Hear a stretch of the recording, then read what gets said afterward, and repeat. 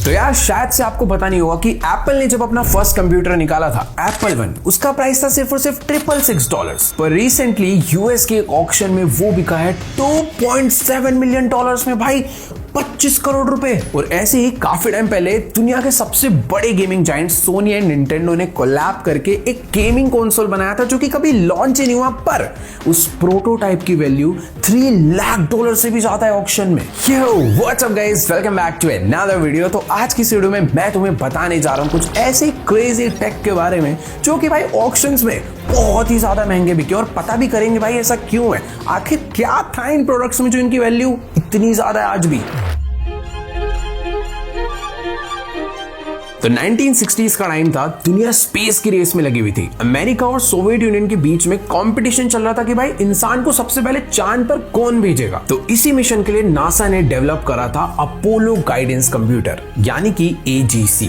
ये कोई normal computer नहीं था, ये वही ऑनबोर्ड कंप्यूटर था जो कि अपोलो स्पेसक्राफ्ट को नेविगेट करता था, जिसने 1969 में अपोलो 11 मिशन के अंदर इंसान को पहली बारी चांद पर उतारा था। अब सवाल ये है कि आखिर ये कंप्यूटर ऐसा करता क्या था। अपोलो गाइडेंस कंप्यूटर का काम था स्पेसक्राफ्ट को कंट्रोल करना। ये एस्ट्रोनॉट्स को बताता था कि स्पेसक्राफ्ट की पोजीशन क्या है, उसकी स्पीड क्या है, किस डायरेक्शन में एडजस्ट करना है, और लैंडिंग के टाइम पर किस एंगल पे डिसेंड कर उसे लैंड कराना है। ये रियल टाइम कैलकुलेशन करता था, वो भी स्पेस जैसे एक्सट्रीम एनवायरनमेंट में। अब अगर टेक्निकल टर्म्स में देखें तो AGC के अंदर लगभग 2 मेगाहर्ट्ज का प्रोसेसर लगा हुआ था। इसमें सिर्फ 64 KB मेमोरी थी, जिसमें से कुछ परमानेंट मेमोरी थी और कुछ इरेजेबल मेमोरी। आज के स्मार्टफोन्स के कंपैरिजन में तो भाई ये नंबर बहुत ज्यादा छोटा है, लेकिन उस टाइम के हिसाब से ये इंजीनियरिंग एक मास्टरपीस थी। अपोलो 11 लैंडिंग के टाइम पर ना कंप्यूटर में ओवरलोड वार्निंग आ रही थी, जिससे कि इसने ऑटोमेटिकली सारे एसेंशियल टास्क को प्रायोरिटाइज कर दिया था, जिस वजह से क्रैश नहीं हुआ, वरना शायद लैंड ही नहीं करता।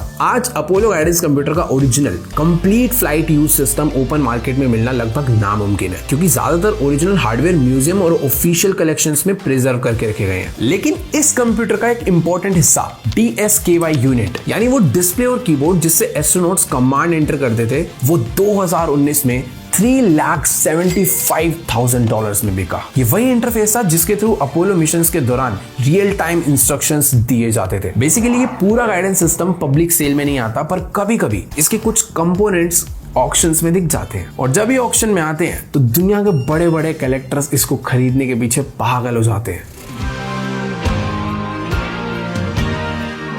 तो यार 1976 का टाइम था, पर्सनल कंप्यूटर्स कॉमन नहीं थे। कंप्यूटर्स सिर्फ यूनिवर्सिटीज, रिसर्च लैब्स और बड़े ऑफिसेज में होते थे, और इसी टाइम पर 2 यंग इनोवेटर स्टीव जॉब्स और स्टीव वोजनियाक, इन दोनों ने मिलकर एक प्रोडक्ट बनाया जिसे हम आज एप्पल वन के नाम से जानते हैं। रियलिटी में एप्पल वन बस एक फुली असेंबल्ड मदरबोर्ड था, बट उस टाइम के हिसाब से ये बहुत एडवांस था। उस टाइम पर जो कंप्यूटर किट्स मिलती थी, उन्हें खरीदने के बाद यूजर को खुद सोल्डरिंग करके असेंबल करना पड़ता था। मतलब एक बॉक्स में आपको पार्ट्स मिल जाते थे और सारे पार्ट्स को आपको खुद जोड़ कर पूरा कंप्यूटर बनाना पड़ता था। इसमें प्रॉब्लम सिर्फ यही थी कि जो लोग इलेक्ट्रॉनिक्स के बारे में थोड़ा बहुत जानते थे वही इस काम को कर पाते थे। लेकिन एप्पल वन अलग था, इसमें प्रोसेसर पहले से ही मदरबोर्ड पर लगा हुआ आता था, रैम भी इंस्टॉल्ड मिलती थी, यूजर को अलग अलग कंपोनेंट्स जोड़ने की जरूरत ही नहीं पड़ती थी, कीबोर्ड डायरेक्टली कनेक्ट किया जा सकता था, और सबसे मस्त चीज, नॉर्मल से टीवी को एक मॉनिटर की तरह यूज करा जा सकता था। इसमें MOS 6502 प्रोसेसर था जो कि 1 मेगाहर्ट्ज पर रन करता था। डिफॉल्ट रैम सिर्फ और सिर्फ 4 KB की थी,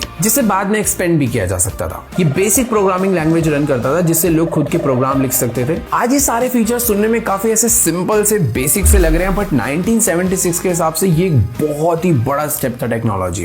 बट अब तुम लोग सोच रहे हो कि यार ये एप्पल तो स्टीव जॉब्स का था ना, पर ये स्टीव वोजनियाक कौन है, ये कोलैब कब हुआ? तो बेसिकली स्टीव वोजनियाक एक इलेक्ट्रॉनिक्स इंजीनियर थे जिनको सर्किट्स डिजाइन करना बहुत पसंद था। उन्होंने एप्पल वन का डिजाइन अपने पैशन और होम ब्रू कंप्यूटर क्लब के लिए बनाया था, जो कि सिलिकॉन वैली का एक टेक हॉबीइस्ट ग्रुप था। लेकिन स्टीव जॉब्स को इस डिजाइन में एक बिजनेस अपॉर्चुनिटी दिखी। उन्होंने सजेस्ट किया कि इस चीज को हम लोग एज अ प्रोडक्ट बेच सकते हैं, और इसी डिसीजन ने एप्पल कंपनी की फाउंडेशन रखी। तो आज जो तुम एप्पल देख रहे हो वो यहां से और ऐसे स्टार्ट हुआ था। जब प्रोडक्ट रेडी हुआ तो कैलिफोर्निया के एक बाइट शॉप ने सबसे पहले बल्क ऑर्डर दिया। ये एप्पल की पहली कमर्शियल डील थी। एप्पल वन का ओरिजिनली प्राइस $666.66 था, और इतना रैंडम प्राइस इसलिए था क्योंकि जो रिपीटेड नंबर्स है वो स्टीव वोजनियाक जिनका डिजाइन था उन्हें बहुत पसंद थे, और इनिशियली इसके टोटल अराउंड 200 यूनिट्स ही बने थे। पर टाइम के साथ साथ काफी सारे यूनिट्स खराब हो गए, कुछ डिस्ट्रॉय हो गए और आज की डेट में ये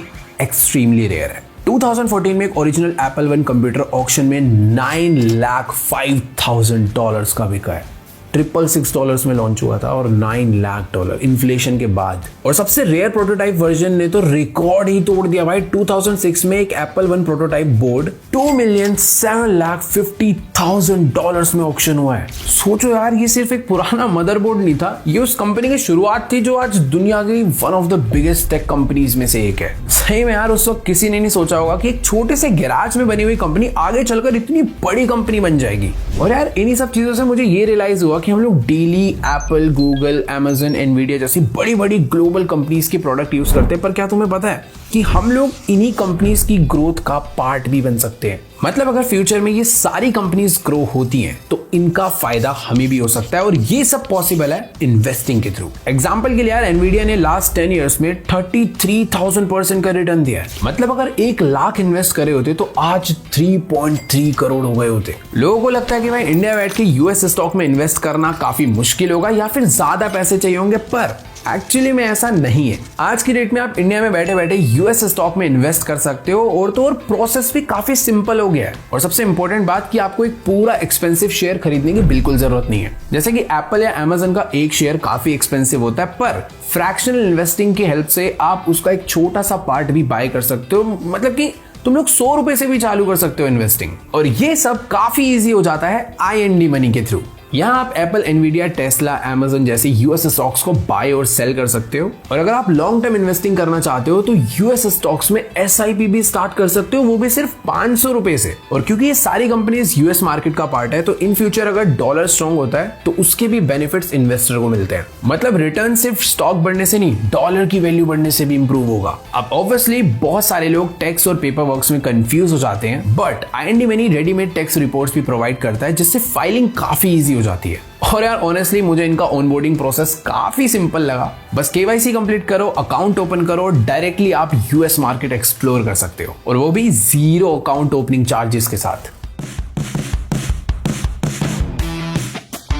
तो यार सन 1990s के अराउंड गेमिंग इंडस्ट्री में एक अनएक्सपेक्टेड पार्टनरशिप हुई थी सोनी और निंटेंडो के बीच में। उस वक्त निंटेंडो का सुपर निंटेंडो चलता था, जिसके साथ प्रॉब्लम ये थी कि वो सिर्फ कार्ट्रिज से गेम चला पाता था। लेकिन उस टाइम पर CD-ROM टेक्नोलॉजी नई आई थी, उसमें ज्यादा डेटा स्टोर हो सकता था जिससे गेम्स और ज्यादा एडवांस बन सकते थे। तो निंटेंडो चाहता था कि भाई उसका कंसोल फ्यूचर के लिए रेडी हो जाए और CD से भी गेम्स चला पाए, जो कि टेक्नोलॉजी सोनी के पास थी। इसीलिए दोनों कंपनी ने मिलकर एक ऐसा कंसोल बनाने का प्लान करा कि जो कार्ट्रिज से भी गेम चला पाए और साथ ही में CD से भी गेम चला पाए। यानी कि यार एक ही मशीन में 2 सिस्टम। इसी एक्सपेरिमेंटल मशीन का बाद में नाम पड़ा निंटेंडो प्लेस्टेशन प्रोटोटाइप। पर दुख की बात ये थी कि ये प्रोटोटाइप ही रह गया, कभी रिलीज ही नहीं हुआ, क्योंकि असली प्रॉब्लम टेक्नोलॉजी में नहीं थी बल्कि बिजनेस टर्म्स में शुरू हुई। दोनों कंपनीज के बीच रेवेन्यू शेयरिंग और लाइसेंसिंग राइट्स को लेकर एक डिसएग्रीमेंट हुआ। सोनी चाहता था कि भाई CD गेम्स की लाइसेंसिंग पर उसका ज्यादा कंट्रोल हो, जबकि निंटेंडो अपने कंटेंट और ब्रांड पर पूरा कंट्रोल रखना चाहता था। 1991 में जब निंटेंडो ने सोनी के साथ पार्टनरशिप तोड़ दी, तब उन्होंने स्टेज पर अनाउंस किया कि वो CD-ROM डील के लिए फिलिप्स के साथ काम करेंगे। सोनी बेचारे को लग रहा था कि ये सारी तो अफवाहें हैं, हमारी डील तो कंफर्म ही है, पर अगले ही दिन निंटेंडो ने फिलिप्स के साथ पार्टनरशिप को पब्लिकली अनाउंस कर दिया। इसी डिसीजन के बाद सोनी को बिजनेस में एक बहुत बड़ा झटका लगा, लेकिन इसी इंसल्ट ने सोनी को मोटिवेट किया और फिर सोनी ने खुद का एक इंडिपेंडेंट कंसोल डेवलप किया, जो कि आज वर्ल्ड में सबसे ज्यादा फेमस है, सोनी प्लेस्टेशन। और पता है मजे की बात क्या है कि सोनी का दोनों साइड से विन हुआ, क्योंकि जो निंटेंडो और फिलिप्स की पार्टनरशिप हुई थी भाई, वो भी सक्सेसफुल नहीं हुई, बट निंटेंडो और सोनी के कोलैब में जो प्रोटोटाइप बना था उसकी यूनिट बहुत ही लिमिटेड थी। पब्लिकली सिर्फ एक वर्किंग प्रोटोटाइप ही कंफर्म्ड है जो आज भी फंक्शनल कंडीशन में एग्जिस्ट करता है, और इसी वजह से इसकी रेयरिटी जो है वो बहुत ज्यादा बढ़ जाती है। 2020 में ये प्रोटोटाइप ऑक्शन में गया और $360,000 का बिका। भाई मतलब 3-3.5 करोड़ रुपए। सोचो यार, एक ऐसा कंसोल जो कि कभी ऑफिशियली लॉन्च ही नहीं हुआ था, उसकी वैल्यू आज लाखों डॉलर्स में है।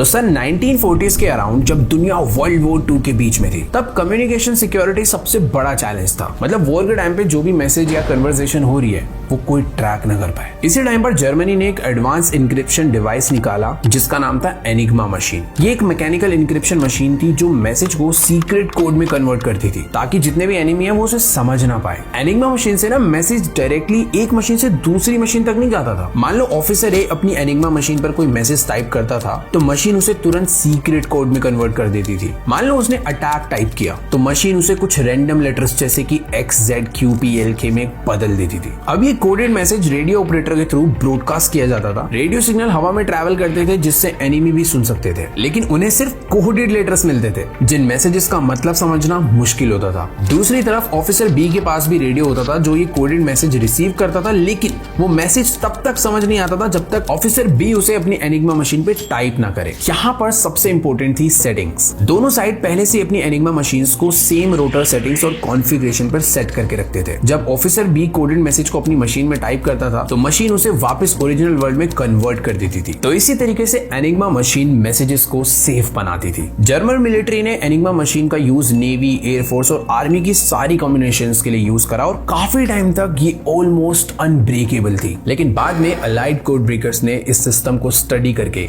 इसका कोड क्रैक कर दिया। पर आज की डेट में ये एनिग्मा मशीन सिर्फ एक डिवाइस नहीं है बल्कि टेक्नोलॉजी और मिलिट्री हिस्ट्री का एक आइकॉनिक सिंबल है। हर एनिग्मा मशीन रेयर है क्योंकि लिमिटेड यूनिट्स बची हुई हैं और जो वर्किंग कंडीशन में होती है उनकी वैल्यू और भी ज्यादा होती है। मल्टीपल इंटरनेशनल ऑक्शंस में enigma machine 6 figure dollar range में बिक चुकी है। कुछ सेल्स तो भाई $3 लाख से भी ऊपर की रिपोर्ट हुई है। और कलेक्टर्स के लिए एनिग्मा मशीन एक बहुत बड़ा हिस्टोरिकल आर्टिफैक्ट है और इसीलिए ऑक्शंस में इसकी वैल्यू इतनी ज्यादा रहती है। सन 2007 में जब एप्पल के सीईओ स्टीव जॉब्स ने स्टेज पर पहला आईफोन लॉन्च किया था तब शायद किसी ने भी नहीं सोचा होगा कि भाई उस पर्टिकुलर डिवाइस की वैल्यू लाखों डॉलर में पहुंच जाएगी। तो ये फर्स्ट जनरेशन आईफोन था जिसे आज आईफोन 2G के नाम से भी जानते हैं। लॉन्च के टाइम पे 2 वेरिएशन आए थे, 4GB और 8GB। 4GB मॉडल का प्राइस था $499 जबकि 8GB वेरिएंट का प्राइस था $599। तो लोग यार नेचुरली ज्यादा स्टोरेज वाला ऑप्शन खरीदने लगे जिसकी वजह से 4GB वाले मॉडल की डिमांड काफी कम होती जा रही थी और एप्पल ने कुछ ही महीनों में इसे डिसकंटिन्यू भी कर दिया। इसी शॉर्ट प्रोडक्शन साइकिल ने इस वेरिएंट को रेयर बना दिया। टाइम के साथ साथ ज्यादातर यूनिट्स ओपन होकर यूज हो गए, इसीलिए आज इस फोन का फैक्ट्री सील्ड कंडीशन में मिलना इम्पॉसिबल है। लेकिन 2023 में एक completely sealed 4GB iPhone model को LCG ऑक्शंस ने ऑक्शन में बेचा जहां पर ये $1,90,000 का बिका। मतलब यार $500 की चीज $2 लाख में बिकी है। अगर INR में देखे तो मोटा मोटा 50,000 रुपए की चीज लगभग 2 करोड़ में बिकी है। अब यार इसकी वैल्यू सिर्फ इसलिए नहीं बढ़ी थी कि ये बहुत पुराना था, इसकी वैल्यू इसलिए भी बढ़ी थी क्योंकि भाई इस आईफोन का एक कंप्लीटली सील्ड अनटच्ड कंडीशन में मिलना कलेक्टर्स के लिए भाई इम्पॉसिबल था और कलेक्टर्स के लिए भाई ऐसी चीजों की ज्यादा वैल्यू होती है। और यार 2023 तक आते आते एप्पल कंपनी बहुत ज्यादा बड़ी बन चुकी थी और उस टाइम पर उनका फर्स्ट फोन वो भी अनटच्ड सील पैक कंडीशन में मिलना इम्पॉसिबल था। तो अब जो रहा होगा भाई कलेक्टर उसने तो भर के पैसा फेंका है, सिंपल भाषा में। ऑलराइट गाइस, तो आज की सारी वीडियो में इतना ही। नीचे कमेंट्स में जाकर बताओ कि तुम्हें सबसे बेस्ट टेक कौन सा लगा जो कि ऑक्शन में बिका हो। बाकी मैं मिलूंगा तुमसे नेक्स्ट वीडियो में, तब तक के लिए गुड बाय।